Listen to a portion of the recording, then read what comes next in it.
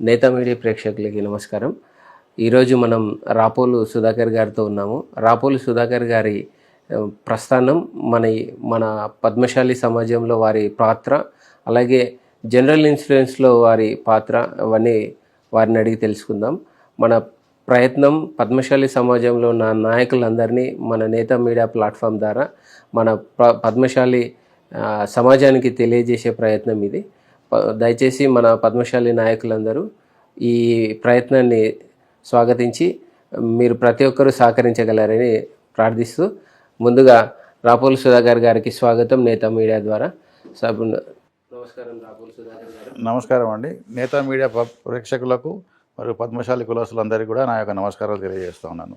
మీరు మీ బాల్యం గురించి, అంటే మీ బాల్యంలో మీ తల్లిదండ్రుల మీ ప్రస్థానము, మీ పాత్ర, తర్వాత మీ ఎడ్యుకేషన్ క్వాలిఫికేషన్, అలాగే మీరు మన పద్మశాలి సమాజానికి చేసిన మీ సేవలు, అలాగే ఎల్బీనగర్ పద్మశాలి సంఘానికి చేసిన సేవలు, మరి ముఖ్యంగా జనరల్ ఇన్సూరెన్స్లో మీ పాత్ర, మీకు మీ మీ మనోభావాలు, ఏవైతే మీ మనసులో ఉన్న మాటలన్నీ మా పద్మశాలి మన సమాజానికి, అలాగే మన తెలంగాణ ప్రజలకు మీరు తెలియజేయాల్సిందిగా కోరుతున్నాం. ముఖ్యంగా మాది ఒరిజినల్గా మా ఫాదర్ వాళ్ళందరూ కూడా ప్రాపర్ వచ్చి నల్గొండ డిస్టిక్ గుర్రంపోడు మండలము కొప్పోలు గ్రామం. అది వాస్తవంగా మా తాతయ్య వాళ్ళందరూ కూడా అక్కడ గ్రామ పట్వారి వాళ్ళు. అక్కడ తర్వాత మా ఫాదర్ వాళ్ళే ఇక్కడ హైదరాబాద్కి షిఫ్ట్ అవ్వడం జరిగింది 1972-73లోనే. ఆ తర్వాత మా ప్రస్థానానికి వస్తే నేను పుట్టి పెరిగిందంతా కూడా హైదరాబాద్లోనే. మరి పర్టికులర్గా దిల్సుఖ్నగర్ వాస్తవులుగా దగ్గర ఈ రోజుకి నా వయసు 57 సంవత్సరాలు అయితే 53 సంవత్సరాల నుంచి దిల్సుఖ్నగర్ వాస్తవులని యాక్చువల్గా. మొదటి నుంచి కూడా మేము మరి పౌల్ట్రీ ఫారం ఉండేది గతంలో. ఆ తర్వాత ప్రింటింగ్ ప్రెస్ పెట్టాము. ఆ తర్వాత చిన్న చిన్న వ్యాపారాలు చేసుకుంటూ చిన్న స్థాయి నుంచి పైకి వచ్చిన వాళ్ళమే, కష్టపడి పనిచేసిన వాళ్ళమే. తర్వాత మేము నా యొక్క ఎడ్యుకేషన్ ఆలోచన చేస్తే ఇంటర్మీడియట్ 10th క్లాస్ అన్నీ కూడా దిల్సుఖ్నగర్లో జరిగినాయి. తర్వాత సిటీ కాలేజ్లో నా డిగ్రీ బీకామ్ కంప్లీట్ అయింది. ఆ తర్వాత మరి PG diploma in IRPM industrial relations and personal మేనేజ్మెంట్లో నేను డిప్లొమా చేశాను. తర్వాత నా ఏజ్ 20 వచ్చేటప్పటికి కూడా ఎందుకో పద్మశాలి కమ్యూనిటీ మీద ఆకర్షితున్నై కమ్యూనిటీ యొక్క యాక్టివిటీస్ మీద డెవలప్ ఉండాలనే ఒక ఉద్దేశంతో యువకుడుగా 20 ఏళ్ళ వయసులోనే నేను 1988లో, అప్పుడు నా 68 డేట్ ఆఫ్ బర్త్, 88లోనే నేను అప్పుడు దిల్సుఖ్నగర్ పద్మశాలి సంఘం కొత్తగా అదే 88 సంవత్సరంలోనే మలక్పేటలో ఒక ఆఫీస్ ఏర్పాటు చేసుకున్న టైంలో నేను దాంట్లో సభ్యుడిగా ఉన్నాను అప్పటి నుంచి కూడా. ఆ తర్వాత దినదినంగా ఎల్బీనగర్ దిల్సుఖ్నగర్ సంఘం కాస్త ఎల్బీనగర్, హయత్నగర్ అన్ని మొత్తం ప్రాంతానికి దిల్సుఖ్నగరే ఉండేది అప్పుడు. తర్వాత గతం ఆఖరి ఎల్బీనగర్ సంఘాలని స్థాపడం, దిల్సుఖ్నగర్ అట్లనే ఉండడం. తర్వాత దిల్సుఖ్నగర్ సంఘం తరఫున కూడా మేము ఒక వృద్ధాశ్రమాన్ని పాలాది పరమేశ్వర్ గారి సహాయ సహకారాలతో ఒక వృద్ధాశ్రమాన్ని ఏర్పాటు చేసుకోవడం, ఇవన్నీ కూడా రాను రాను మాకైనా సేవాభావం, సేవా కార్యక్రమాల్లో విరివిగా పాల్గొనడానికి మాకు అవకాశం దొరికింది. ఈ తర్వాత గతంలో కూడా మరి ఈ కార్యక్రమంలో భాగంగా కూడా దిల్సుఖ్నగర్ కాలనీస్కి, ఎల్బీనగర్ ప్రాంతాల్లో సేవ చేసుకుంటూ కూడా మరి నేను గతంలో తెలంగాణ పద్మశాలి సంఘానికి కూడా చిల్వేరు ప్రహ్లాద్ గారు ఉన్నప్పుడు కూడా నేను జనరల్ సెక్రటరీగా పనిచేసినాను. ఆ తర్వాత ఇప్పుడు కూడా ఆల్ ఇండియా కమిటీలో నేను వర్కింగ్ మెంబర్గా ఉన్నాను. ఇది ఒక నా యొక్క పద్మశాలి కమ్యూనిటీకి సంబంధించిన ప్రస్థానం. ఇక అక్కడి నుంచే కాకుండా ఆ తర్వాత మరి 2 టర్ములు నేను ఎల్బీనగర్ పద్మశాలి సంఘానికి సంబంధించిన దసరా మేళా కూడా 2 టర్ములు నేను చైర్మన్గా చేయడం జరిగింది, దసరా మేళా అధ్యక్షుడు చైర్మన్గా. ఆ తర్వాత మరి అందరి సహకారంతో సత్రాల వైపు కూడా మళ్ళడం జరిగింది. తర్వాత శ్రీశైలం సత్రంలో కార్యవర్గంలో ఉండడం జరిగింది. తర్వాత మరి అనూహ్యంగా నేను బాసర సత్రానికి మరి సేవలు చేయడం వల్ల గతంలో 2015లో పుష్కరాల టైంలో ఒక 15 రోజులు అక్కడ ఉండి నిత్యాన్నదానం 15 రోజులు చేయడం వల్ల, మంచి సేవలు అందించడం వల్ల నన్ను గుర్తించి పెద్దలందరూ కూడా నన్ను బాసర సత్రానికి అప్పుడు గజం గోవర్ధన్ గారి పీరియడ్లో వర్కింగ్ ప్రెసిడెంట్గా క్రియేట్ చేయడం జరిగింది నన్ను. ఆ తర్వాత టర్మ్లో నేను అధ్యక్షుడు అవ్వడం జరిగింది. ఇప్పుడు ప్రస్తుతం కూడా నేను బాసర పద్మశాలి సత్రానికి నేను అధ్యక్షుడు కొనసాగుతున్నాను. ఆ సత్రం విషయంలో చెప్పాలంటే కూడా ఈరోజు అన్ని సత్రాల కంటే కొత్త బిల్డింగ్ కట్టి కొత్త ఒరవడితోటి మరి ముందుకెళ్తున్నామని, అది కూడా అందరి పద్మశాలి నా కులస్తుల సహాయ సహకారాలతో ఈరోజు అభివృద్ధి చెందుతుంది అనేది నా యొక్క అభిప్రాయం. ఇది నా యొక్క ప్రస్థానం. మరి అదే కాకుండా రాజకీయం కూడా మరి గతంలో 2009లో కూడా మా మిసెస్ పెరిగినప్పుడు లేడీస్ కోటా ఉంటే అప్పుడు కార్పొరేటర్ కూడా పోటీ చేయడం జరిగింది. తర్వాత ఇప్పుడు కూడా పార్టీలలో తిరుగుతూ ఉన్నాం. రాజకీయంగా కూడా మనం కూడా ముందుకెళ్తుంది, అలాగే కంటిన్యూ చేస్తూ ఉన్నాం అనేది నా యొక్క ప్రస్థానంలో భాగంగా చెప్పగలుగుతున్నాను. మన కొండ లక్ష్మణ్ బాపూజీ గారి పాత్ర అంటే వారి ఇన్ఫ్లుయెన్స్ మీ పైన ఎంతవరకు ఉంది? చాలా ఉంది. ఎందుకంటే వారు ఒక ఇన్ఫ్లుయెన్స్ అంటే వారి యొక్క అడుగుజాడలే నడుస్తున్నాం అనేది నా అభిప్రాయం. ఎందుకంటే వారు చిన్న వయసుల నుంచి రాజకీయంలో ఒక చైతన్యం తీసుకొచ్చిన వారు, పర్టికులర్గా తెలంగాణ విషయంలో చైతన్యం తీసుకొచ్చిన వారు. పద్మశాలి కమ్యూనిటీని ఈరోజు గుర్తిస్తున్నారంటే వారి వల్లనే. అది మనం గమనించాల్సిన విషయం. ఎందుకంటే వారి యొక్క స్ఫూర్తి తీసుకొని చాలాసార్లు కూడా నేను వారి పక్కన కూర్చొని మాట్లాడడం జరిగింది. వారి యొక్క మనోభావాలు, వారి యొక్క ఆశయాల్ని మరి ముందుకు తీసుకెళ్లాలని నా యొక్క బలమైన సంకల్పం అది. అలానే ముందుకెళ్తున్నానని నేను అనుకుంటున్నాను. ప్రస్తుతం మన పద్మశాలి సమాజంలో ఒక అనైచ్ఛిత ఏర్పడింది. అంటే వివిధ సంఘాలు ఏర్పడి ఒకరిలో ఒకరి కల్మషం ఎలాంటి భేదాభిప్రాయాలు ఏర్పడ్డాయి కదా. ఈ ఈ ఈ ఏదైతే ఇన్బ్యాలెన్స్ని బ్యాలెన్స్ చేయడానికి ఎలాంటి ప్రయత్నాలు చేస్తే మన సమాజం బాగుపడుతుంది, పెద్దలు ఏ విధమైన చర్యలు తీసుకుంటే బాగుంటుంది అంటారు? అంటే గతంలో కూడా మీరు అన్నట్టుగా గతంలో కూడా చాలాసార్లు ఐక్యం చేయడానికి సంఘాలు 1, 2, 3 అనుకుంటూ కూడా ఉన్నప్పుడు కూడా ఐక్యం చేయడానికి చాలా ప్రయత్నాలు జరిగినాయి. ప్రతి ఒక్కరు కూడా నిర్మోహమాటంగా రకరకాలుగా ఇన్ఫ్లుయెన్స్ చేసిన ప్రయత్నాలు జరిగినాయి. ఒక్కోసారి అయిపోయింది, జరిగిపోయింది, మంచిగా కలిసిపోయారు అనే ఫీలింగ్లో కూడా మరి నాకు అనిపించేది అంటే మొహమాటం లేకుండా చెప్పాలంటే కొంత ఈగో ఫీలింగ్స్ అనేది నాయకులలో ఉన్నది. అది వదిలిపెడితే ఖచ్చితంగా అందరూ కలుస్తారనేది నా అభిప్రాయం. ఈ రోజు కూడా 2 సంఘాలున్నా 3 సంఘాలున్నా ఎలా ఉన్నా కానీ పద్మశాలి కమ్యూనిటీ అనేది గట్టి కమ్యూనిటీ, స్ట్రాంగ్ కమ్యూనిటీ. కాకపోతే మనం నిరూపించుకోవాల్సిన అవసరం ఏర్పడ్డది. కానీ దీన్ని బేస్ చేసుకొని మన పద్మశాలి కమ్యూనిటీలో అండర్గా ఎక్కడైతే విలేజ్ లెవెల్లో ఉన్న పద్మశాలి కుల బంధువులు వాళ్ళల్లో ఒక డిఫరెన్సెస్ ఏర్పడుతున్నాయి. అంటే వాళ్ళ దగ్గర నుంచి మెంబర్షిప్ తీసుకున్న తర్వాత ఆ డబ్బులని ఎలాంటి లెక్క చూపించకుండా ఇబ్బందులు, అంటే మన పైన ఒక గౌరవం ఉన్నది, ఆ గౌరవాన్ని తగ్గించుకునే ప్రయత్నాలు జరుగుతున్నాయి.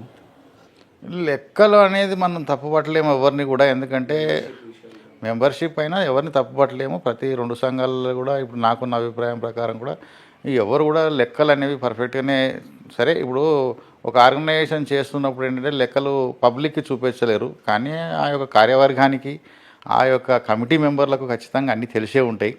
కాబట్టి దాంట్లో మనం పెద్దగా అనుమానం పడాల్సింది ఏమీ లేదు. కాకపోతే అంటే ఖర్చులు అనేవి ఎక్కువ తక్కువ జరుగుతాయి. ఇప్పుడు నేను ఒక 10 రూపాయలు పని చేస్తుంటే మీరు పెడితే 12 రూపాయలు అవ్వచ్చు, ఆడ డిఫరెన్స్ ఉంటుందేమో తప్ప ఇలా అంతగా సంఘానికి సంబంధించిన మెంబర్షిప్ కానీ సంఘానికి సంబంధించిన డిపాజిట్స్ కానీ తినేంత నాయకులు మన దగ్గర అట్లాంటి వాళ్ళు ఎవరు లేరనేది నా అభిప్రాయం. అంటే ఈ చిన్న చిన్న విషయాలలోనే విలేజ్ లెవెల్లో వెళ్ళిన పర్యటన చేస్తున్న నాయకులను కూడా కొంచెం వ్యతిరేకించి విమర్శించి అదే నేను చెప్పేది కూడా పాయింట్ ఏంటంటే ఈడ ఈగో ఫీలింగ్. నా సంఘానికి సంబంధించిన మెంబర్షిప్ చేసుకోవడం నా పని, ఇంకోరు ఇదే పని మీద జరుగుతూ ఉంది. అక్కడ ఏమైంది, అండర్ గ్రౌండ్కి వెళ్ళే వరకు 2 సంఘాలని మనమే క్రియేట్ చేస్తున్నామనే ఫీలింగ్ వస్తుంది. అది పోవాలి. ఫస్ట్ నాయకులు కొట్లాడుకుంటే పై నాయకులు ఇద్దరు కొట్లాడుకుంటే తప్పులేదు, కానీ కింది నాయకులను కూడా కొట్లాడే పరిస్థితి తీసుకొస్తున్నారు. అది తప్పు. ఎందుకంటే 2 సంఘాలు కలవాలనుకున్నప్పుడు ఇంకా విడగొడతా ఉన్నామా అనేది ఒక ఆలోచన. అది పోవాలంటే ఏం చేయాలి, పై నాయకులు కలవాలి.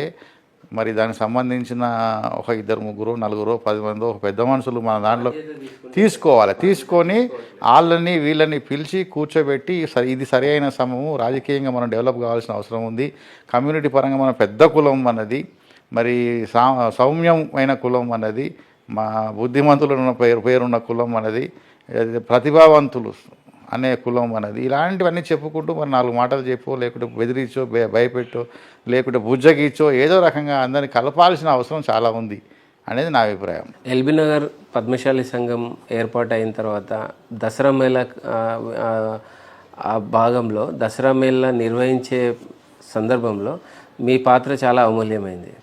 సో దసరా మేళా ఎలా ఏర్పడింది, దసరా మేళా తర్వాత ఆ విజయంలో మీ పాత్ర ఎంత? ముఖ్యంగా దసరా మేళా స్థాపించినప్పుడు మొదటి సంవత్సరంలో నేను కూడా అందరిలాగా పబ్లిక్ ప్రేక్షకుడిని. ఎందుకంటే నేను కూడా అప్పుడు మన వాళ్ళు చేస్తుంటే చూసిన వాడిని ఫస్ట్ సంవత్సరం వరకు. అయితే 2వ సంవత్సరం నేను ఎంటర్ అయినా వాళ్ళతో అందరితో పాటు కమ్యూనిటీ పీపుల్తో పాటు కలవడం జరిగింది. సో అనూహ్యంగా ఏంటంటే ఒక 5-6 ఇయర్స్ వరకు ఎవరు చెప్తే నమ్మరు, కానీ చందాలు అంటే డొనేషన్స్ తీసుకోవడంలో విఫలమవడం, లేదా పబ్లిక్ సంఘాన్ని నమ్మి రూ. 4 ఖర్చు పెట్టినప్పుడు రాకపోవడం కూడా జరిగిన సందర్భాలు ఉన్నాయి. అందరి మీద తలా 4,000 3,000 వేసుకొని చేసుకోవాల్సిన అవసరం కూడా పడ్డది. అందులో ముఖ్యంగా పాత్ర అప్పట్లో కటకం నరసింహరావు గారు, బొమ్మరావు, రాము నేత, పూలగాం రాములు, ఇలా చెప్పుకుంటూ పోతే పూర్ణ గణేష్, ఇట్లా చాలామంది ఉన్నారు. శ్రవణ్, యూత్లో శ్రవణ్, రవితేజ, వీళ్ళందరూ అందరూ సహాయ సహకారాలు అందించిన వాళ్ళే.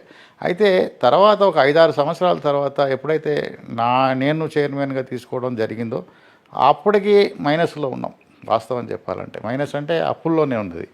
ఆ తర్వాత ఏంటంటే దీన్ని ఒక కమర్షియల్ స్టేజ్లో తీసుకెళ్ళాలి, సంఘం ముందుకెళ్ళాలి, లేదా దీనికి ఫండ్ క్రియేట్ చేయాలని ఒక ఆలోచనతో ముందుకెళ్ళి రకరకాల డొనేషన్స్ని, అంటే ఒక కమర్షియల్ మైండ్తో డొనేషన్స్ తీసుకొని ప్లస్కి తీసుకొచ్చిన ఘనత మాత్రం నా పీరియడ్లో జరిగింది, నేను గొప్పగా చెప్పగలుగుతా, నో డౌట్.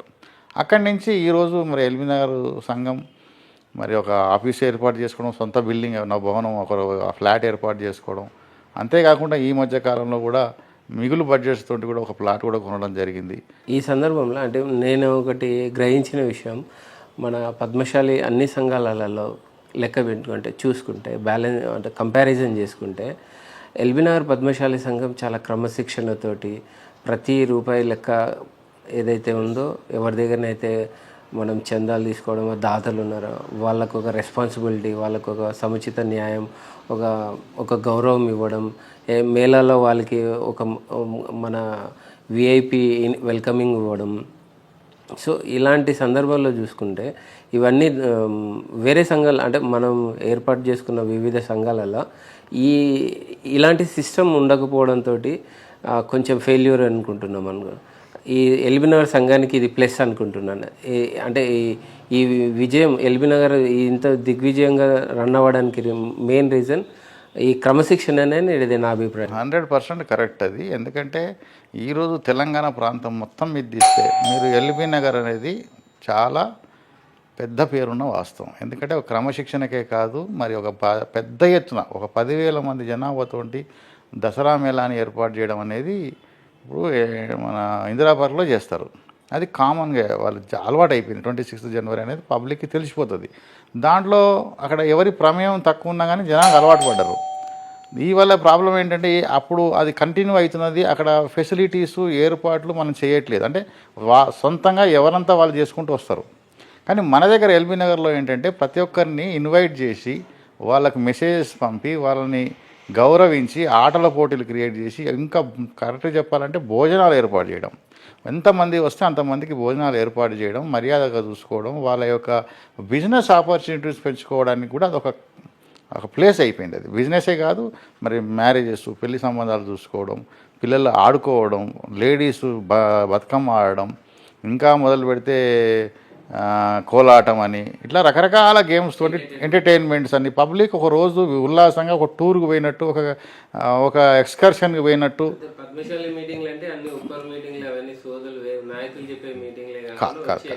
Exactly correct. అది దానివల్ల పబ్లిక్కి మా దగ్గర అట్రాక్షన్ అవుతున్నారని మా ఉద్దేశం. ఎందుకంటే వారు ఎంటర్టైన్ చేస్తున్నారు, వాళ్ళు హ్యాపీగా ఫీల్ అవుతారు. ఒకరోజు ఆనందంగా మా దగ్గరికి వస్తే మేము ఏదో హోటల్లో తినలేదు, లేదా మేమేదో రోడ్డు మీద బండి మీద బజ్జీలు తినలేదు, మేము హ్యాపీగా మాకు భోజనం పెట్టినారు, మరి హ్యాపీగా ఉన్నాము అనే ఒక సందర్భంతో చెప్పడం జరుగుతుందన్నమాట. అది దానివల్ల మనకు మైలేజ్ రావడానికి గల కారణం అది వల్ల సక్సెస్ అవ్వడానికి కూడా కారణం అని నాకు ఉద్దేశం. మనం ముఖ్యంగా ఇప్పుడు మనం ఒక సందర్భంలో ఆలోచిస్తే పద్మశాలి సంఘం అని అంటే ఒక మ్యారేజ్ బ్రోకర్లు తప్పిస్తే నాయకులని, పద్మశాలి మ్యారేజ్ బ్యూరోస్లే నాయకులే బ్రోకర్గా ప్రవర్తించిన సందర్భాలు చాలా ఉన్నాయి, చూసాం మనం. పద్మశాలి సంఘానికి రావాలి అని అంటే మ్యారేజ్ సంబంధాలు ఏమన్నా ఉంటేనే మన పద్మశాలి కుల బంధువులు ఎవరైనా సంఘం ముఖం చూసిన సందర్భాలు ఉన్నాయి. సో అలాంటి సిచ్యువేషన్ నుంచి పద్మశాలి సంఘం అని అంటే ఎలాంటి వాతావరణం ఇప్పుడు ఏర్పడిందంటే ఒక క్రమశిక్షణ, ఒక పబ్లిసిటీ, ఒక రాజకీయ ఎదుగుదల కోసం, ఇవన్నీ ఇదొక పాజిటివ్ వేవ్స్ అనుకోవాలా? 100%. ఎందుకంటే ఇంతకుముందు గతంలో మ్యారేజెస్ గురించి కలిసినప్పుడే జనాలు కలిసేదనే వాస్తవం, కాదన్నట్లేం.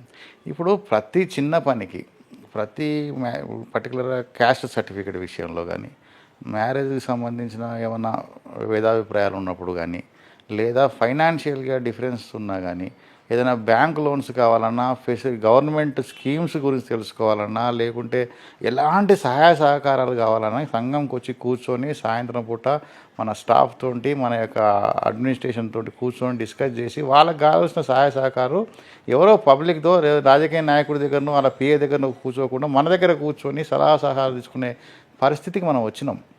ఎందుకంటే మన మేధావి వర్గం అనేది, మనమే 10 మందికి సలహా ఇచ్చే కెపాసిటీలో ఉన్న వాళ్ళం ఇంకో దగ్గరికి పోవాల్సిన పని లేదు.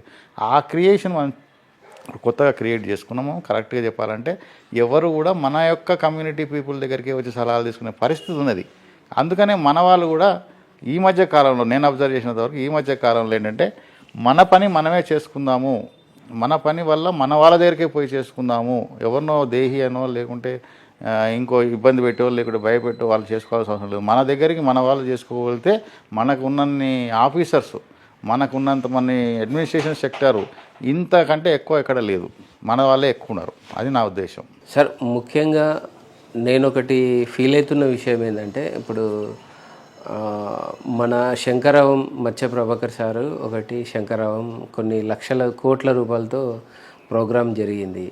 దానివల్ల మనకు వచ్చిన మైలేజ్ ఏంది? రెండోది చెలో కోరుట్లో అది ఎలక్షన్ టైంలో కనుక ఇద్దరు కాంపిటీషన్లో ఈ కార్యక్రమాలు జరిగినాయి.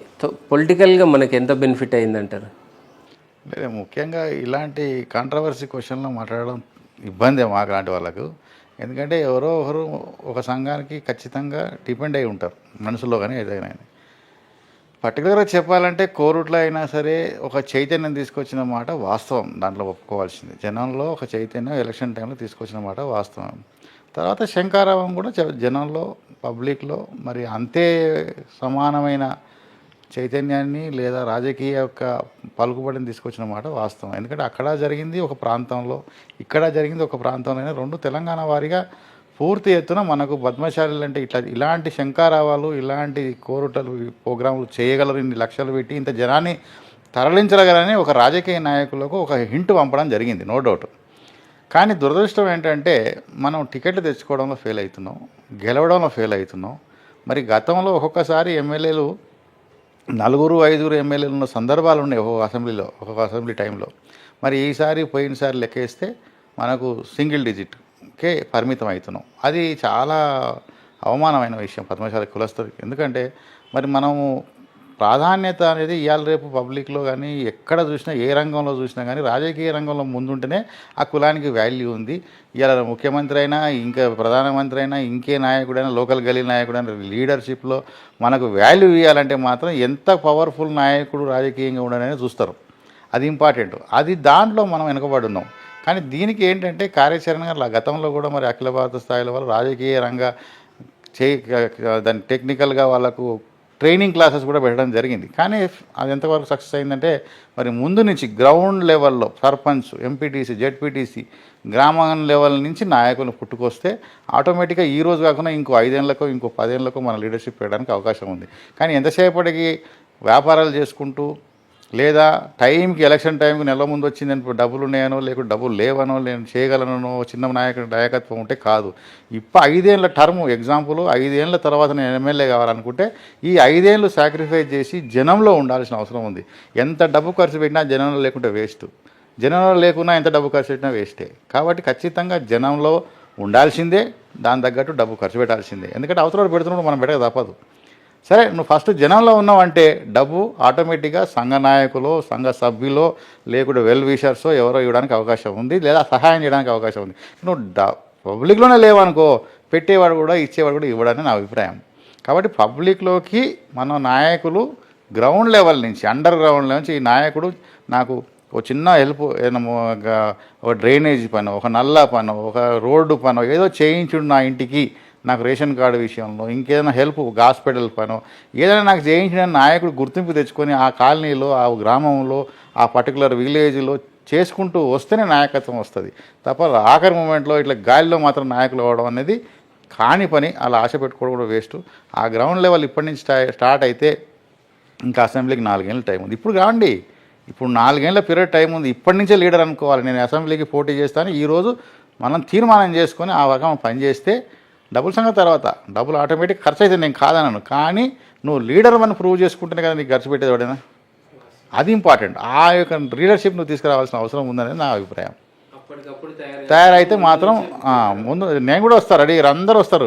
డబ్బులు పెడతా అంటే డబ్బులు పెడితే కాదు, ఇక్కడ పబ్లిక్లో ఉండాలి, పబ్లిక్లో నీకు గుర్తింపు రావాలి, పలాని పేరు చెప్తే అరే నాకు తెలుసు, నాకు హెల్ప్ చేసిండు, నేను కూడా ఓట్ వేయాలనే ఫీలింగ్ పబ్లిక్లో రావాలి. గెలిచినా ఓడినా ప్రజల కోసం ప్రజల్లో తిరుగుతేనే కానీ గుర్తింపు రాదు. అది పబ్లిక్లో తిరగడం నేర్చుకోవడం అలవాటు చేయాలి ఇప్పుడు, అది నా ఉద్దేశం. అది కూడా గ్రౌండ్ లెవెల్ నుంచి డైరెక్ట్ ఎమ్మెల్యే అయితే ఎంపీ అయితే అంటే మరి బయట నుంచి అమెరికా నుంచో ఆస్ట్రేలియా నుంచో వచ్చి మరి ఎవరో ఒక ప్రోద్బలం ఇస్తే అది ఎంపీలు రాజ్యసభలో అవుతారేమో నాకు తెలిసి, కానీ పబ్లిక్లో కష్టం అది అని నా అభిప్రాయం. సార్ మరి ముఖ్యంగా ఇప్పుడు ఇంత మనం మీరు అన్న మాటల్లోనే ఒక క్వశ్చన్ సార్, ఇప్పుడు రాజకీయ అనిశ్చితి అనేది ఉంది, రాజకీయంగా ఎవరికి నాలెడ్జ్ లేదు అన్న విషయం మీరు అన్నారు. సో నేను ఒకటి అడుగుతున్నాను సార్, మన ఎంతోమంది యువకులు చాలామంది ఇంటర్ 10th డిగ్రీ ఇవన్నీ ఖాళీ అయిపోయిన కొన్ని సందర్భాల్లో ఫైనాన్షియల్గా సపోర్ట్ లేకనో ఏదో విధంగా ఇంటికే పరిమితమైన వాళ్ళు ఉన్నారు సార్. సో మీరు మీ నాయకులు మీరందరూ ఇలాంటి యువత ఇప్పుడు మీ జనరేషన్ వరకు మీరు ప్రజాసేవ ఏదే కుల సంఘాలకు సేవ చేస్తున్నారు సార్. నెక్స్ట్ జనరేషన్ రావాలి అని అంటే ఎంతో కొంత బెనిఫిట్ అనేది వాళ్ళకు యూత్కి కూడా జరుగుతాయి కదా, వాళ్ళు కూడా కుల సంఘాల్లో ఫేవర్ అవ్వడానికి, కుల సంఘాలకు సేవలు చేయడానికి, మన సంఘాల్లో వాళ్ళు కూడా పాల్గొనడానికి అవకాశం ఉంటుంది.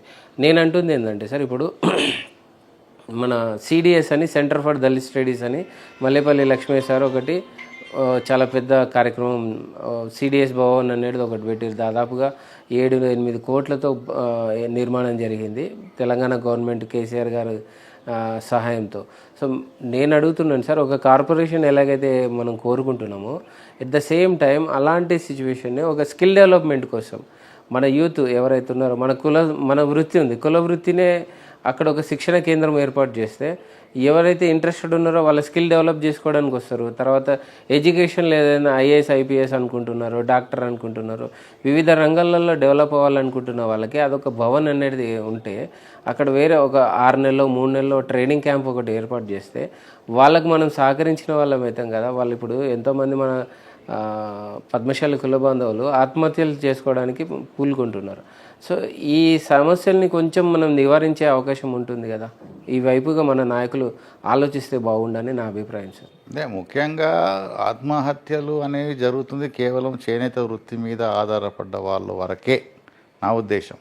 కానీ మరి చదువుకొని వ్యాపారాలు చేసే వాళ్ళు కానివ్వండి, లేదా ఉద్యోగాలు చేస్తున్న వాళ్ళు ఆత్మహత్యలు అనేవి ఎక్కడ లేవు. ఎందుకంటే ఈ యొక్క డిపార్ట్మెంట్ అనేది common to all people, all communities. కాబట్టి మరి చేనేత వృత్తి గురించి డెవలప్ చేయాల్సిన అవసరం మొదటి నుంచి ఉంది. ఎప్పుడు మనం వెనుకబడే ఉన్నాము. అందులో జిఎస్టీ విషయం మీకు అందరికీ తెలిసిన విషయం, అదొక ప్రాబ్లం నడుస్తూనే ఉంది. తర్వాత కమ్యూనిటీ పరంగా మీరు స్కిల్ డెవలప్మెంట్ అన్నారు, ఐఏఎస్ ఐపీఎస్ కోచింగ్ సెంటర్స్ అంటున్నారు, రకరకాల సెంటర్స్ గురించి స్కిల్ డెవలప్మెంట్ గురించి గతంలో కూడా అఖిల భారత స్థాయిలో మరి ఇప్పుడు కూడా నాకు తెలిసినంత వరకు ఐఏఎస్ ఐపీఎస్ వరకు ట్రైనింగ్ సపరేట్గా ఫ్రీగా ఇస్తున్నట్టు ఉన్నది, జరుగుతుంది కూడా. కానీ మన జనం వాళ్ళు మరి ఎంతవరకు ఈ జనం చాలామంది ఏమైందంటే ఈ ట్రైనింగ్ తీసుకునేటప్పుడు లేదా కోచింగ్ తీసుకునేటప్పుడు ఒక స్కిల్డ్ సెంటర్కే పోవడానికి ట్రై చేస్తారు. లేనివాడు నేను టగ్ ఆఫర్ కావాలని నేను సీటు కొట్టాలనుకున్నప్పుడు దానికి సంబంధించిన కోచింగ్ సెంటర్ పర్ఫెక్ట్నెస్ గురించి చూస్తాడు. చూసినప్పుడు ఏమవుతుందో అపోజ్ చేసి ఆ 10,000 ఫీజు కట్టైనా 20,000 ఫీజు కట్టినా ఆ కోచింగ్ సెంటర్ పోవడానికి ట్రై చేస్తారు. మనం ఎంత ఫ్రీ పెట్టినా కానీ దానికి స్పందన తక్కువ ఉంటుంది. అంటే వాటి విషయంలో కాకుండా సార్, ఇప్పుడు వృత్తి విద్యలు ఉన్నాయి, జస్ట్ లైక్ ఇప్పుడు నాది ఫోటోగ్రఫీ జర్నలిజం. ఈ ఫోటోగ్రఫీ జర్నలిజంలో కూడా ఒక క్యాంప్ ఏర్పాటు చేసినా కానీ, తర్వాత వేరే ఇప్పుడు సాఫ్ట్వేర్ రంగంలో కానీ, అంటే మనకి ఏది ఇప్పుడు కార్పెంటరీ వర్క్లో కూడా చాలామంది మన వాళ్ళు ఉన్నారు కదా. అవును. సో ఆ కైండ్ ఆఫ్ దాని ఏమంటాం ట్రైనింగ్ క్యాంప్స్ పెడితే బాగుండేవని. ఇదంతా వ్యాపారస్తులు ఉన్న దగ్గర స్పేస్ ఉన్న వాళ్ళ ఎట్లాగో మహాసభలు ప్లానింగ్ ఉంది కదా సార్. అవును, అఖిల భారత మహాసభలు ఏదైతే ప్లానింగ్ లో ఉన్నాయో 9th మార్చ్ ఉన్నది.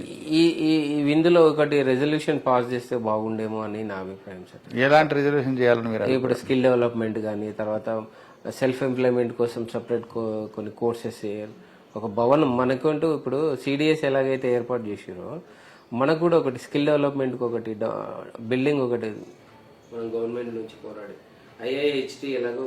అంటే ఇప్పుడు 2 విషయాలు ఉన్నాయి.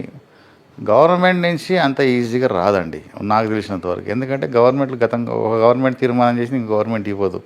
ఇప్పుడు నేను కోకాపేటలో ఉన్న ల్యాండ్కి ఒక 5 మెంబర్ ట్రస్ట్ మెంబర్లో నేను ఒక 6 మెంబర్స్లో నేను ఒక మెంబర్ని. ఆ విషయంలో చూసినాను 2 సంఘాల వల్ల ఇబ్బంది ఉంటే ఏం చేసింది ఆ రోజు టీఐసీఆర్ గవర్నమెంట్ 6 మెంబర్స్ తోటి కమిటీ వేసి కోకాపేట ల్యాండ్ ట్రస్ట్కి అప్పచెప్పడం జరిగింది. అంటే ఇప్పుడు ఏమంటారంటే గవర్నమెంట్ మీకు ట్రస్ట్కి 2 ఎకరాలు జాగా ఇచ్చినాం కదా ఆడ పెట్టుకోండి ఏమైనా కావాలంటే అంటారు. లేదా మేము మీకు నారాయణగూడ రాజమౌళిలో మీకు బిల్డింగ్ ఉంది మీ కమ్యూనిటీ అందులో ఏర్పాటు చేసుకోమంటారు. మీరు అనేది వాస్తవమే. కానీ చేయాల్సిన యొక్క వ్యక్తులను ఏర్పాటు చేసుకొని స్పేస్ ఎక్కడైనా దొరుకుతుంది. అది కాకుండా ఇది కాకుండా ప్రైవేట్ స్పేస్ అనేది చూసుకోవచ్చు, నో ప్రాబ్లం. రెంటెడ్ బిల్డింగ్ అయినా చూసుకోవచ్చు. కానీ మీరనే పాయింట్లో నేనే నా శాయశక్తిలో చేయాల్సింది ఏంటంటే దీనికి సంబంధించిన ఒక కమిటీనో లేదా దీనికి సంబంధించిన ఒక 4 వ్యక్తులను ఏర్పాటు చేసి ఆ సంబంధించిన తీర్మానాలు చేసుకోగలిగి ఆ సందర్భంగా ముందుకెళ్ళి ప్లేస్ అనేది తర్వాత చూసుకోవచ్చు. లేదా మన యొక్క రాజమౌళి బిల్డింగ్లో అయినా సరే ఏర్పాటు చేసుకోవడానికి అవకాశం ఉంది. అది మంచి ప్రోగ్రాం మన పిల్లలకే మన కమ్యూనిటీకే కాబట్టి ఇబ్బంది ఏం లేదు. కానీ దానికి సంబంధించిన ఒక కమిటీని ఏర్పాటు చేసుకొని అన్ని రకాల స్కిల్స్ మీరు అన్నట్టు ఫోటోగ్రఫీ కాదు ఇంకా ఎలాంటి వృత్తికి సంబంధించి వచ్చినా ఆ కమిటీ చూసి వాళ్ళకు ఏర్పాటు చేసే ప్రకారం చేయడానికి నేను నా శాయశక్తిలో ప్రయత్నం చేస్తాను. సార్ ఇప్పుడు ఎన్నో సందర్భాల్లో మిమ్మల్ని చూసుకుంటే జనరల్ ఇన్సూరెన్స్లో చాలా ముఖ్య పాత్ర ఉంది మీది. సో ఇప్పుడు జనరల్ ఇన్సూరెన్స్కి అయిన తర్వాత ఒక యూనియన్ ఏర్పాటు చేశారు. ఆ యూనియన్ గురించి అలాగే మీ పాత్ర జనరల్ ఇన్సూరెన్స్లో జిఎఫ్ఈలో ఉన్న మీ పాత్ర గురించి ఒకసారి చెప్పారు. 2003లో నేను ఈ జిఆఫీ అంటే general insurance agents federation integrated అని చెప్పి అప్పుడు ఇండియా అని ఇవ్వలే పర్మిషన్ మనకు. అప్పుడు ఇవ్వకుంటే ఇంటిగ్రేటెడ్ అని పెట్టాము. జిఆఫీ అని చెప్పి ఒక సంస్థను ఏర్పాటు చేయడం జరిగింది. ఇదొక సోషల్ ఆర్గనైజేషను, ఇదొక యూనియన్ లాంటిది మాకు. అయితే దీంట్లో ఎవరెవరు మెంబర్స్ ఉంటారంటే నేను కూడా వృత్తిరీత్యా నేను జనరల్ ఇన్సూరెన్స్ ఏజెంట్ని, లైఫ్ ఇన్సూరెన్స్ ఏజెంట్ని రెండింటికి. అయితే జనరల్ ఇన్సూరెన్స్ ఏజెంట్స్కి అప్పట్లో మరి గత 10 ఏళ్ల కింద ఒక అసోసియేషన్ అంటూ లేదు. ఎలాంటి సమస్య వచ్చినా చెప్పుకోవడానికి ఒక నాయకుడు లేడు. అప్పుడు ఏం చేశారంటే ఒక మెడిక్లెయిమ్ పాలసీ చేస్తే కమిషన్ని 0 చేయడం జరిగింది. లేదా మోటార్ వెహికల్కి పాలసీ చేస్తే కమిషన్ 0 చేయడం జరిగింది. ఇలాంటి సమస్యలు మనం సేవ చేసే ఇప్పుడు గవర్నమెంట్ పీపుల్ కాదు, మేము ప్రైవేట్ ఏజెంట్లు అంటే మనకు వాళ్ళకి గవర్నమెంట్ శాలరీ రాదు, పెన్షన్ రాదు, ఏది రాదు. ఒక కస్టమర్ దగ్గరికి పోయి సైకిల్ వేసుకునో బండి వేసుకునో కార్ వేసుకునో పోయి ఆయన దగ్గర ప్రీమియం తెస్తే మాకు వచ్చి 5 రూపాయలు 10 రూపాయల కమిషన్ కూడా డిలీట్ చేయడం వల్ల ఎవరు చెప్పుకోవాలి ఈ సమస్య అనే పెద్ద సమస్య వస్తే అప్పుడు రాత్రి మేము ఒక అసోసియేషన్ ఏర్పాటు చేయడం అంటే ఒక ప్లాన్డ్గా పేపర్ నోటీస్ ఇచ్చి ఒక హోటల్లో కూర్చొని పెద్ద ఎత్తున మేము అసోసియేషన్ స్టార్ట్ చేయడం జరిగింది. అప్పుడు మేము స్టార్టింగ్లో మేము ఏమనుకున్నాం అంటే తెలంగాణ వరకు హైదరాబాద్లో అనుకున్నాము. తర్వాత రాను ఏమైందంటే ఒక 1 ఇయర్లో ఈ రూపకల్పన కాస్త ఆల్ ఇండియా లెవెల్లో స్ప్రెడ్ అయిపోయింది మాది. ఆల్ ఇండియా లెవెల్లో స్ప్రెడ్ అయిపోతే ఏమైందంటే ఇప్పుడు మరి సంస్థ ఎంత డెవలప్ అయిందంటే మీరు ఆశ్చర్యం, నాకు కూడా ఒకసారి నేనే పెట్టిన ఈ సంస్థ ఇంత డెవలప్ అయిందని ఆశ్చర్యం వేస్తుంది. ఎందుకంటే ఈ 9-10 ఏళ్ళ పీరియడ్లో మాకు త్రూ అవుట్ కంట్రీలో దగ్గర 20 రాష్ట్రాల్లో రీజనల్ కమిటీస్ ఏర్పాటు చేయడం జరిగింది. 20 రాష్ట్రాల్లో ఉంది. ఇవాళ మరి న్యూ ఇండియా కానీ గవర్నమెంట్ కంపెనీస్ 4 కంపెనీలు కూడా ఒక క్యాలెండర్ తీసి పబ్లిక్కి ఇచ్చే పరిస్థితి లేదు కాస్ట్ గురించి తగ్గించుకొని. కానీ మా సంస్థ ఒక్కొక్కటి 50 రూపాయల క్యాలెండర్ని త్రూ అవుట్ కంట్రీ పంచుతున్నాం. అంటే ఆ క్యాలెండర్ మాకు ఎందుకు వచ్చింది, ఆలోచన కూడా ఎందుకు వచ్చిందంటే ఒక కరోనా టైంలో కాస్ట్ తగ్గించుకోవడానికి ఒక కంపెనీ గవర్నమెంట్ కంపెనీ కూడా క్యాలెండర్ని తీయలే. ఇది ఎక్కడ పద్ధతి అండి? ఇట్లా ఉంటే ఇట్లా పబ్లిక్ మేము ఆ క్యాలెండర్ తీసుకుపోయి కస్టమర్కి ఇచ్చి మేము పాలసీలు తెచ్చుకోవడమో లేకపోతే రిలేషన్షిప్ మెయింటైన్ చేయడం మాకు జరిగేది. ఆ టైంలో మాకు ఆలోచన వచ్చింది, మీరు చేయకుంటే ఏంటి మేము చేస్తాం, మా అసోసియేషన్ చేస్తామని. అప్పటి నుంచి 4 ఏళ్ళ నుంచి మేము క్యాలెండర్ సేమ్ సైజ్ ఏదైతే గవర్నమెంట్ కంపెనీ చేస్తున్న పెద్ద ఫుల్ స్కేప్ సైజ్ తీసుకొచ్చి ఆ క్యాలెండర్ మేము పబ్లిక్ ఇచ్చి ఈరోజు అందరి మనలో పొందుతున్నాం. ఇప్పుడు 3 టర్మ్స్ నేను ప్రెసిడెంట్గా ఉన్న తర్వాత ఇప్పుడు నేను వర్కింగ్ ప్రెసిడెంట్గా ఉన్నాను.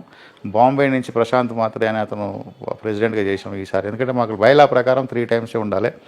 ఆ తర్వాత ఇప్పుడు వర్కింగ్ ప్రెసిడెంట్ మల్లికార్జున్ గారు అని ఇట్లా పర్ఫెక్ట్ టీం నడుస్తూ ఉంది. మహారాష్ట్రలో హైదరాబాద్ తర్వాత మహారాష్ట్రలో 2nd ప్లేస్ ఉంది ఇప్పుడు. తర్వాత అన్ని 20 రాష్ట్రాల్లో మా ఆర్గనైజేషన్ డెవలప్ అయ్యి ఉంది. ఇంకా జమ్మూ కాశ్మీర్ ఇట్లా కొన్ని వెనకగా ఉన్న రాష్ట్రాలకు పోలేకపోయినాం. ఇంకా అవి కూడా ఈ 2-3 ఏళ్ళలో డెవలప్ చేసుకొని ఈరోజు మా లైఫ్ మెంబర్షిప్ ఒక 20,000 మంది ఉన్నారు. అంటే లైఫ్ మెంబర్షిప్ 8,000 రూపాయలు మాకు లైఫ్ మెంబర్షిప్ కడితే లైఫ్ లాంగ్ వాళ్ళ మెంబర్షిప్ ఉంటుంది. వాళ్ళ పేరు మీద ఇన్సూరెన్స్ కవరేజెస్ కొన్ని అన్ని బెనిఫిట్స్ పెట్టాము మేము. ముఖ్యంగా ఏంటంటే మెంబర్షిప్ ఇయర్లీ 500 రూపీస్ మెంబర్షిప్తో ఉంటుంది. ఆ మెంబర్షిప్ కూడా కొన్ని వేల మంది మాకు జాయిన్ అవుతున్నారు. Non stop LIC policy, vehicle policy, health policy ఎట్లా కడతారో అదే ప్రకారం ఎవ్రీ ఇయర్ 500 రూపీస్ మెంబర్షిప్ కడతా ఉంటారు. ఈరోజు మా ఎయిమ్ ఏంటంటే జిఆర్ఎఫ్ తరఫున హైదరాబాద్లో మెయిన్ హెడ్ ఆఫీస్ సెక్షన్ కాబట్టి ఇక్కడ పెద్ద ఎత్తున ఒక బిల్డింగ్ని ఏర్పాటు చేసుకొని ఫ్యూచర్ జనరేషన్కి ఎవరు హైదరాబాద్ వచ్చినా వాళ్ళకు ఒక అకామిడేషన్, ఒక ఆఫీస్ స్పేసు, అన్ని అడ్మినిస్ట్రేషన్ అంతా ఏర్పాటు చేయాలని మా కోరిక. అది త్వరలో కంప్లీట్ చేయడానికి ప్రయత్నం చేస్తున్నాం. దీంట్లో ఏంటంటే భాగంలో మరి గతంలో మేము కూడా మెంబర్స్ అందరికి కూడా హెల్త్ పాలసీస్ ఇచ్చాం, తర్వాత టర్మ్ పాలసీస్ ఇచ్చాం. ఇవన్నీ జరుగుతూ ఉన్నాయి ఆర్గనైజేషన్లో. మరి ఏ సమస్య ఉన్నా ఒక మెయిల్ మాకు పెడితే జనరల్ ఇన్సూరెన్స్లో ఎలాంటి సమస్య ఉన్న ఏజెంట్ మిత్రులకు మా మెంబర్స్ వరకు అయితే మేమైతే ఏం చేస్తున్నామంటే ఇమీడియట్ అలర్ట్ అవుతున్నాం. ఈరోజు మరి మా యొక్క బ్రాంచ్ మేనేజర్స్కి అనుకోండి, లేదా రీజనల్ హెడ్స్ ఆర్ఎంలకు కానీ డీజీఎంలకు కానీ మాకు సీఎండీ దగ్గర పోతే అపాయింట్మెంట్స్ అనేది ప్లాన్గా చేసుకుని వెళ్ళాలి. మాలాంటి లీడర్లం ఎట్లా అంటే ఈరోజు బాంబేకి వెళ్ళినా, హెడ్ ఆఫీస్కి వెళ్ళినా, న్యూ ఇండియా హెడ్ ఆఫీస్కి వెళ్ళినా, లేదా ఇంకో కంపెనీ హెడ్ ఆఫీస్కి వెళ్ళినా మేము 5 నిమిషాల్లో సీఎండీని కలిసే అవకాశం మాకు యాజ్ ఎ యూనియన్ ప్రెసిడెంట్గా మాకు దక్కింది. అది మా అదృష్టం. ఎందుకంటే ఇలా పబ్లిక్ ఏజెంట్స్కి సంబంధించిన సొల్యూషన్స్ అన్నీ కూడా ఇటు రాత్రి సాల్వ్ చేసే కెపాసిటీ మాకు ఆ అవకాశం మాకు దొరికింది. దానికి మేము అన్యదా దేవుడిని ప్రార్థిస్తూ ఉంటాం ఎప్పుడు. అంటే ఎందుకంటే ఒకరికి హెల్ప్ చేసినప్పుడే మనకు 4 హెల్ప్ చేస్తారు కాబట్టి ఎక్కడ సమస్య రాకుండా. అందులో ఇది ఒకటే కాదు, మీరు గమనించాల్సింది చెప్పాల్సింది అంటే మరి ఇన్ని 10 ఏళ్ళలో ఏం సాధించినా అడగొచ్చు మీరు కూడా. ఈ 10 ఏళ్ళలో కూడా ప్రతి ఏజెన్సీ మా మెంబర్షిప్ పెరగడమే కాదు, అప్పుడు గతంలో 10 ఏళ్ళ కింద మేము బ్రాంచ్కి వెళ్తే స్టాఫ్ అంతా టీ తాగేవాళ్ళు, మాకు టీ ఇచ్చేవాళ్ళు గారు. ఇప్పుడు ఏమైంది, మమ్మల్ని బ్రాంచ్ రూమ్లో బ్రాంచ్ ఆఫ్ మేనేజర్ కూర్చోబెట్టుకొని టీ తాపుతున్నాడు ఉండేది. ఇప్పుడు ఈ రోజు పరిస్థితి ఏదైనా బ్రాంచ్ మేనేజర్ లోపల పిలుచుకొని టీ తాపించే పరిస్థితి క్రియేట్ చేసినాం. మాకు ఒక డెస్క్ లేకపోయేది, మేము కూర్చోవాలి పోయి. మాకు సపరేట్ డెస్క్ ఏర్పాటు చేసుకున్నాం, మాకు సపరేట్ సిస్టమ్ ఏర్పాటు చేసుకున్నాం. ఇలా ఎన్నో బెనిఫిట్స్. అదొకటే కాదు, మరి కమిషన్ తీసారంటే కమిషన్ ఏమైనా అమెండ్మెంట్స్ తేవాలంటే కూడా ఈరోజు ఏజెంట్స్ అసోసియేషన్ని ఖచ్చితంగా మా యొక్క సూచనలు సలహాలు తీసుకున్న తర్వాత అమెండ్మెంట్ చేసే పరిస్థితి తీసుకొచ్చినాం.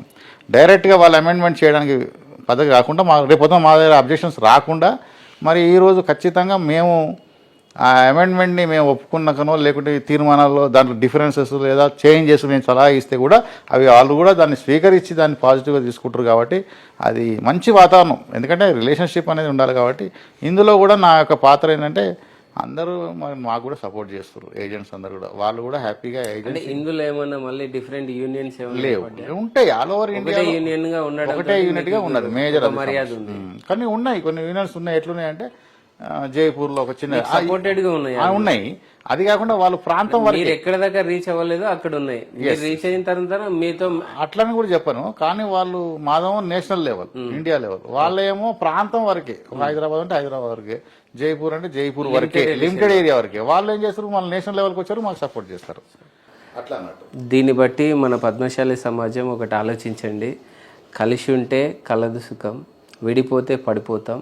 సో దీన్ని బట్టి మన ఇప్పుడు సుధాకర్ గారు చెప్పిన విషయాన్ని ఒకటి ఆలోచించండి. వాళ్ళ ఆఫీస్కి వెళ్తే కూడా వాళ్ళ పక్కన వాళ్ళ స్టాఫ్ అందరు తాగిన ఛాయ్ వీళ్ళకి మాత్రం ఛాయ్ ఇవ్వలేదు. ఆ సందర్భంలో వాళ్ళు మదనపడి ఒక యూనియన్ ఏర్పాటు చేసుకున్నారు. ఆ సందర్భంలో యూనియన్ ఏర్పడ్డ సందర్భంలో వాళ్ళకు సపరేట్ ఆఫీస్లో ఒక డెస్క్, అలాగే ఒక సిఎండి గారితో 5 మినిట్స్లో అపాయింట్మెంట్ కావాలంటే అపాయింట్మెంట్ తీసుకునే సందర్భం ఏర్పడింది. అంటే యూనియన్ ఒక తాటిపైన ఒక యూనియన్గా ఉన్నందుకు వాళ్ళకి ఎంత మర్యాద గౌరవం దొక్కింది అనేది మీరు ఆలోచించండి. రెండోది ఏంటంటే ఎన్ని విభాగాలుగా ఎన్ని సంఘాలుగా ఏర్పడ్డా ఏం లాభం లేదు. ఒక యూనియన్ ఆల్ ఇండియా ఎలా అయితే వీళ్ళు ఏర్పడ్డారో ఆ విధంగా మనం అందరం ఒక యూనియన్గా ఉంటే మనం రాజకీయంగా కానీ వ్యాపారపరంగా కానీ వేరే విభాగాల్లో కానీ వేరే వృత్తుల్లో కానీ మనం డెవలప్ అవ్వడానికి ఉంటుంది. ఒక విలువ అనేది ఉంటుంది. వాళ్ళ ఎలాగైతే విలువని సంపాదించుకున్నారో మనకున్న విలువను తగ్గించుకునే ప్రయత్నం చేయకండి. విడివిడిగా ఏర్పడి విడిపోయి విలువను తీసుకునే ప్రయత్నం చేయకండి. దయచేసి మిత్రులు, మన కుల పెద్దలందరూ ఒకటి ఆలోచించండి. సుధాకర్ గారు అన్నట్టుగా రాత్రి కొందరందరూ ఒక మీటింగ్ ఏర్పాటు చేసుకొని జిఎఫ్ఈ జనరల్ ఇన్సూరెన్స్ ఏదైతే ఒక యూనియన్ ఎలాగా ఏర్పాటు చేయాలనుకున్నారో అదే ప్లాన్తో పాటు మనం కూడా ఒక స్కిల్ డెవలప్మెంట్ కార్యక్రమం. ఇప్పుడు పొలిటికల్గా ఎంతోమందికి నాలెడ్జ్ లేదండి. పొలిటికల్గా రావాలనుకున్న వాళ్ళకు ట్రైనింగ్ కావాలి. సో ఆ ట్రైనింగ్ ఎవరు ఇస్తారు? లేదా వేరే ఇప్పుడు సాఫ్ట్వేర్ వైపు వెళ్ళాలనుకుంటున్న స్టూడెంట్స్కి ఎవరు కోచింగ్ ఇస్తారు? అంటే వాళ్ళ డబ్బులు ఉన్నారనుకోండి, వాళ్ళ విధంగా వెళ్ళిపోతారు. డబ్బులు లేని వాళ్ళని మనం ఇప్పుడు ఆత్మహత్యలు జరుగుతున్నాయని చందాలు వసూలు చేసి వాళ్ళకి చావడానికి డబ్బులు ఇవ్వడం కాదు కదా. బ్రతికున్నప్పుడు మనం ఏదో ఒక ప్రయత్నం చేయడం అనేది నా ఇంటెన్షన్. మాట్లాడుతున్నాను, దాన్ని తప్పుగా అన్యదా భావించకండి. మగ్గాలు ఒకటే మగ్గం వృత్తి కాదండి. మనం వేరే విభాగాలు వ్యాపారాల్లో కూడా మనం డెవలప్ అవుతున్నాం కనుక మన సంఘం మన కుల బాంధవులకు కూడా చేదోడు వాదోడుగా ఉండాలని నేను కోరుతున్నాను. దయచేసి మేధావులందరూ ఒక్కసారి ఒక ఆలోచన చేయండి. ప్లాట్ఫామ్ ఒక యూనియన్ ఏర్పాటు చేయడానికి ముందుకు రావాలని కోరుతున్నాను. Thank you sir. ముఖ్యంగా ఇప్పుడు మీరు మన పద్మశాలి సమాజానికి చేసిన సేవ ఆ భాగంలో ఇప్పుడు మన సత్రాల విషయానికి వస్తే చాలామందికి మన పద్మశాలి సమాజంలో ఒక ఇన్ఫర్మేషన్ గ్యాప్ ఉంది. ఏది మన సత్రాలు ఎక్కడెక్కడ ఉన్నాయి, సత్రాలను ఎలా బుక్ చేసుకోవాలి, అక్కడ ఉన్న వాళ్ళ కాంటాక్ట్ నెంబర్స్ ఏంటి, అక్కడ డొనేషన్, మళ్ళీ ఇప్పుడు అక్కడ డిస్కౌంట్ ఇస్తున్నారు, డిస్కౌంట్ ఇచ్చిన తర్వాత మళ్ళీ డొనేషను, ఒక కమ్యూనికేషన్ గ్యాప్ అయితే ఉంది. మీరు బాసర సేవలో మన సత్రం అనేది ఏర్పడింది, అక్కడ ఉన్న సేవల గురించి వివరించి, అలాగే ఈ ఇన్ఫర్మేషన్ ఏదైతే గ్యాప్ ఉందో మా నేత మీడియా నుంచి అన్ని మన సత్రాలు కానీ వేరే ఇంకే సంఘాలవి అన్ని ఇన్ఫర్మేషన్ సేకరించి వీడియో షూట్ చేసి పెట్టాలనుకుంటున్నాం. ముందుగా మీ బాసర గురించి మీరు మాకు ఒకసారి క్లియర్గా కూలంకుషంగా వివరించండి. బాసర స్పెషల్స్, తర్వాత ఈ యాన్యువల్ డేస్ ఉన్నాయి కదా మన. ఓకే, అయితే పర్టికులర్గా ఏంటంటే నేను 2015 నుంచి బాసర సత్రానికి సేవ చేసుకుంటూ వస్తున్నాను. 2015లో మనకు మేజర్గా పుష్కరాలు వచ్చినాయి. అప్పట్లో పుష్కరాల టైంలో అక్కడ ఉండడం జరిగింది. అన్నదానం నిరంతర అన్నదానం చేయడం జరిగింది అక్కడ. ఆ నిరంతరం అన్నదానం చేసేటప్పుడే మనకు చాలా మంచి పేరు వచ్చింది. ఎందుకంటే అప్పటికి సత్రం ఓపెన్ కాలే, బిల్డింగ్ లేదు, మనకు రూమ్స్ లేవు. అయినా ఒక షెడ్ వేసి మనం నిరంతరం అన్నదానం చేయడం వల్ల మంచి ప్లేస్ గవర్నమెంట్ ఇచ్చిందో మనం సొంతంగా మనం 3000 గజాలు గవర్నమెంట్ సంబంధించిన ల్యాండ్ కాదు అది. ఇప్పుడు ఏ సత్రాలకు గవర్నమెంట్ లేదు, ఎక్కడ లేదు. ఒక శ్రీశైలం తప్పించి దేవస్థానానికి సంబంధించి అప్పుడు అలాట్మెంట్ చేశారు, అన్ని కులాలకు చేశారు. అది మన ఒక్కరికే కాదు, అన్ని శ్రీశైలం ల్యాండే దేవస్థానం. అక్కడ కొనడానికి జాగా ఉండదు. అది బాసరది ఏంటంటే 3002 గజాలు మనం కొనుక్కున్నాం. అది ఓన్ ల్యాండే, దాని ప్రాబ్లం లేదు. రెండో విషయం ఏంటంటే అక్కడ అప్పుడు పుష్కరాలు రావడం వల్ల ఏదో ఒక కార్యక్రమం చేయాలనే భాగంలో అన్నదానం నిరంతరం ఆ 12 రోజులు అన్నదానం చేయడం జరిగింది అక్కడ. అప్పుడు మనకు పద్మశాలీలు ఇంత పెద్ద ఎత్తున అన్నదానం చేస్తారా, ఇంత మంచి భోజనం పెడతారా అని ప్రతి డిపార్ట్మెంట్, ఈవెన్ ఎండోమెంటే కాదు, రెవెన్యూ, పోలీస్ డిపార్ట్మెంటు, ఇట్లా అన్ని రకాల డిపార్ట్మెంట్స్ మన దగ్గరికి వచ్చే భోజనం చేసేవాళ్ళు. అంటే ఆ తర్వాత బిల్డింగ్ కట్టడానికి మనం పూనుకోవడం, చందాదారుల దగ్గర పోవడం. మరి ఈరోజు గత 3 సంవత్సరాల కింద అంటే 2022 ఫిబ్రవరిలో మనం సత్రాన్ని ఓపెన్ చేసుకోవడం జరిగింది, ఒక 36 రూమ్లతోటి. ఆ తర్వాత 36 రూమ్లతో ఓపెన్ చేసుకోవడం జరిగిన తర్వాత అప్పుడు జరిగిన ధర్మకర్తల జనరల్ బాడీ మీటింగ్లో మరి నేను అధ్యక్షుని ఎన్నుకోవడం జరిగింది అప్పుడు 2022లో. అప్పటి నుంచి ఇప్పటివరకు 3 సంవత్సరాల కాలంలో మరి ఆ రోజున్న కొన్ని బ్యాక్ డేట్స్ అనుకోండి, అప్పులు అనుకోండి, సత్రం మీద ఉన్న బాకీలు అనుకోండి, తర్వాత ఈ రోజు వరకు మళ్ళీ మేము ఈ డెవలప్మెంట్లో భాగంగా సత్రం 3 ఏళ్ళ నుంచి నడుపుకుంటూ మరి ఇప్పుడు మళ్ళీ మిగతా 3 ఫ్లోర్లు, అంటే అప్పటికి 3 ఫ్లోర్లు అయింది, ఇప్పుడు మళ్ళీ 3 ఫ్లోర్లు బిల్డింగ్ కంప్లీట్ చేయడం అయింది. 1+5 అంటే దగ్గర 60 రూమ్లు, ఆ G+5 మనం బిల్డింగ్ కంప్లీట్ చేసుకోవడం అయింది. ఇప్పుడు మొత్తం మీద 60 రూములు మనకు తయారైనాయి. దాంట్లో 50% 30 రూమ్ల వరకు ఏసీ ఏర్పాటు చేస్తున్నాం, 30 నాన్ ఏసీ ఉంటాయి. అదే కాకుండా ఇప్పుడు జనానికంటే కొంత మిడిల్ క్లాస్ పీపుల్ అంటే అందరూ రూమ్స్ అఫోర్డ్ చేయలేరు, చేయని వాళ్ళకు కూడా హెల్ప్ చేయాలి. వాళ్ళకి సత్రం అంటే అందరికీ మన కులస్తులకు కూడా డబ్బులు లేని వాళ్ళు వచ్చినా వాళ్ళను కూడా మనం ఆహ్వానించాలనే ఉద్దేశంతో ఒక డార్మెటరీ హాల్ కూడా పెడుతున్నాం పెద్ద ఎత్తున. దానిలో దగ్గర 30-40 బెడ్స్ పడేటట్టుగా డార్మెటరీ హాలు సపరేటు వాళ్ళకు లాక్తోండి బెడ్ మీద లాక్కునేటట్టు ప్లాన్ చేస్తున్నాం. అదే కాకుండా మన యొక్క ధర్మకర్తల మీటింగ్స్ అనుకోండి, లేదా పబ్లిక్ ఎవరైనా మీటింగ్స్ పెట్టుకొని ఒక 50 మందితో పెట్టుకోవాలంటే కూడా ఒక రౌండ్ టేబుల్ మీటింగ్ హాల్ కూడా ఏర్పాటు చేయడం జరుగుతుంది అక్కడ. ఇవన్నీ కూడా ఈ ఫిబ్రవరిలో ఓపెన్ అవుతున్నాయి, పెద్ద ఎత్తున జరుగుతుంది. ఆ ప్రోగ్రాంలో మరి అందరూ దాతలు సహకరించడం జరిగింది. 6 నుంచి 7 కోట్ల మధ్యలో ఖర్చు అయింది ఇప్పటి వరకు ఆ బిల్డింగ్ మీద. మరి ఎందుకంటే అమ్మవారి దయ. మరి ఇంత పెద్ద బిల్డింగ్ ఇంత షార్ట్ పీరియడ్లో కంప్లీట్ చేస్తామని మా కార్యవర్గానికి కూడా నమ్మకం లేకుండే. కానీ అమ్మవారి దయ ఏంటంటే ఎక్కడ పోయినా డబ్బులు మాకు ఎవరిని అడిగినా వాళ్ళు చందా రూపంగా ఇస్తున్నారు. మరి పెద్ద ఎత్తున చందాలు రావడం జరిగింది. మరి అమ్మవారి కృప వల్ల అందరికీ కూడా దీవెనలు ఉండాలని ప్రతి ఒక్క చందాదారికి కలగాలని కోరుకుంటున్నాం ముఖ్యంగా. ఓకే, ఇప్పుడు ఈ బ్రహ్మోత్సవాలు ఇవి ఉన్నాయి కదా, వాటికి ఎవరెవరిని ఇన్వైట్ చేస్తున్నారు, వాటి కార్యాచరణ ఏంటి? అంటే ఇప్పుడు ఉన్న కార్యక్రమం ఏంటంటే ప్రతిసారి మనకు వసంత పంచమి అమ్మవారి పుట్టినరోజు ఎప్పుడైతే మన మార్కండేయ జయంతి తర్వాత 2వ రోజు వస్తుంది. అయితే ఈ పుట్టినరోజు సందర్భంగా ఏంటంటే వసంత పంచమి సందర్భంగా బాసర్లో దగ్గర లాస్ట్ టైం రికార్డు చూసుకుంటే 1 lakh పీపుల్ వస్తారు. దగ్గర పబ్లిక్ బయటి వాళ్ళు 1 lakh పీపుల్ దర్శనానికి వస్తారు.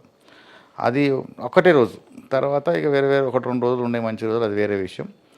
అయితే అంత జనాన్ని కంట్రోల్ చేయడానికి మనకు అన్ని రూమ్స్ ఉండవు, అన్ని అవైలబిలిటీస్ ఉండవు. కాబట్టి డే మార్నింగ్ వస్తారు అందరు, ఈవినింగ్ వెళ్ళిపోతుంటారు. లేదా ఈవినింగ్ వరకు ఉంటే వచ్చిన వాళ్ళు వెళ్ళిపోతే కొంచెం రూమ్స్ ఖాళీ అవుతుంటాయి. ఇదొక సిస్టమ్. అందరికి కూడా ఎంతమంది వచ్చినా సరే ఉదయం 10 గంటల నుంచి రాత్రి 10 గంటల వరకు నాన్ స్టాప్ అన్నదానం మన సత్రంలో చేయడం జరుగుతుంది. ఇది మేజర్ ప్రోగ్రామ్. ఇదే కాకుండా రూమ్స్ మనం అందరికీ ఇవ్వలేము ఆ రోజు. ఎందుకంటే మరి రూమ్ డోనర్స్ని, మన యొక్క కార్యవర్గాన్ని మరియు ధర్మకర్తల్ని అందరినీ పిలుచుకొని ఆ రోజు మనము జనరల్ బాడీ మీటింగ్ జరుగుతుంది ఎవ్రీ టైం. ఎట్టయితే శ్రీశైలంలో శివరాత్రి జరుగుతుందో, భద్రాచలంలో శ్రీరామనవమి రోజు జరుగుతుందో, అలాగే మన దగ్గర అమ్మవారి పుట్టినరోజు నాడు జనరల్ బాడీ జరుగుతుంది. కాబట్టి అది పెద్ద ఉత్సవంగా కార్యక్రమం చేస్తాం. అదే సందర్భంగా ఈసారి 30 ఏదైతే పైన 3 floors వేసినప్పుడు అన్నీ కూడా రేపు 31 జనవరి నాడు మేము అన్ని రూమ్స్ ఓపెన్ చేయడం జరుగుతుంది. 1వ తారీఖు మార్కండేయ జయంతి. 2వ తారీఖు ఇంకో విషయం ఏంటంటే గతం 2 సంవత్సరాల నుంచి మనం అమ్మవారికి మన సత్రంలోనే కొత్త మొగ్గం ఏర్పాటు చేసి, మా సొంత మొగ్గం ఇప్పటికి సత్రంలోనే ఉంటుంది, ఎప్పటికది సత్రం మొగ్గం ఏర్పాటు చేసుకొని సత్రంలోనే నియమ నిష్టలతోటి మరి ఆ పోచంపల్లి నుంచి వచ్చి మన దగ్గర మొగ్గం నేసి, మొగ్గం మీద 3 చీరలు, అమ్మవారికి 9 గజాల చీర, మరి లక్ష్మీదేవి మహంకాళీమాతకి ఇద్దరికి ఇంకో 2 చీరలు, తర్వాత 2 పంచెలు, ఇవన్నీ అక్కడ మన సత్రం ఆవరణలోనే మొగ్గం మీద నేసి ముందు రోజు అంటే వసంత పంచమి ఒక రోజు ముందు రోజు సాయంత్రం మనం గుడికి ఈవోకి సమర్పించడం జరుగుతుంది. మన అదృష్టం ఏంటంటే వసంత పంచమికి మన పద్మశాలిల ద్వారా నేసిన, మన సత్రం ద్వారా నేసిన చీరనే అమ్మవార్లకు కట్టిస్తారు, అలంకరిస్తారు. కాబట్టి ఇది ఒక మన అదృష్టంగా భావిస్తాం. ఈ యొక్క కార్యక్రమం కూడా 2వ తారీఖు ఉంటుంది అక్కడ ఇవ్వడం. 3వ తారీఖు వసంత పంచమి ప్రోగ్రామ్ జరుగుతుంది. జనరల్ బాడీ అండ్ అన్నదాన కార్యక్రమాలు, ఈ రూమ్స్ ఓపెనింగ్ అన్నీ ఎవ్రీ ఇయర్ జరిగే ప్రోగ్రామ్స్ ఇవన్నీ. దీనికి ముఖ్యంగా ఏంటంటే మన కమ్యూనిటీకి సంబంధించిన అందరి నాయకులను పిలుస్తాం. సరే, వచ్చినప్పుడు ఏంటంటే ఈ లక్షల మందిలో కొంతమంది ఇబ్బంది పడతారని రారు. కాబట్టి అందరినీ కూడా మనం పిలవడం అయితే మన ధర్మం. ఇక కార్యవర్గంలో ఉన్న వాళ్ళు కానీ, రూమ్ దాతలు కానీ, లేదా మన యొక్క డోనర్స్ అందరికీ కూడా లెటర్ ద్వారా చెప్తాము, వాట్సాప్ ద్వారా ఇన్ఫర్మేషన్ ఇస్తాం. వీలైనంతమంది వస్తారనేది మా అభిప్రాయం.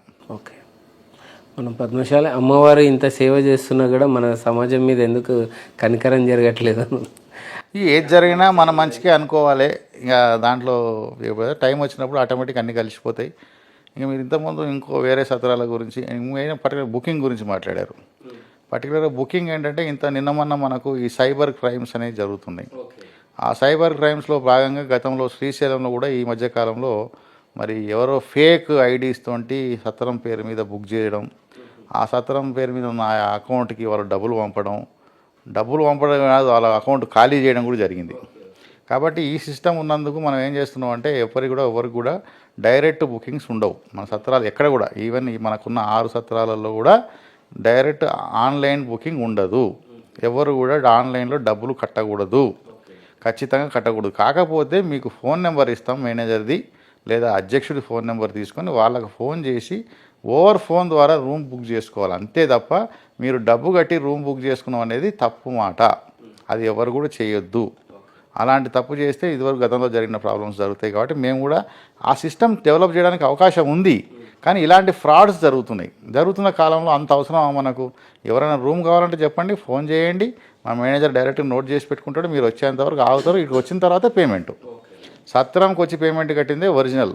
మీరు ఆన్లైన్లో నేను కట్టిన అనేది తప్పు అనేది నా ఉద్దేశం. అది ఎవరు కూడా దీన్ని అర్థం చేసుకోవాలని నా.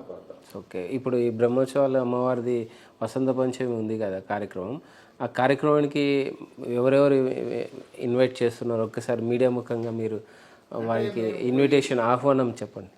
ఆహ్వానం అంటే జనరల్గా మన సభ్యులనే పిలుచుకుంటాం మనం ముఖ్యంగా ప్రతిసారి. ఎందుకంటే జనరల్ బాడీ మీటింగ్ కదా. ఇప్పుడు ఉత్సవాలు అనేది గుడి ద్వారా జరుగుతాయి, మన ద్వారా జరిగేది జనరల్ బాడీ మీటింగ్.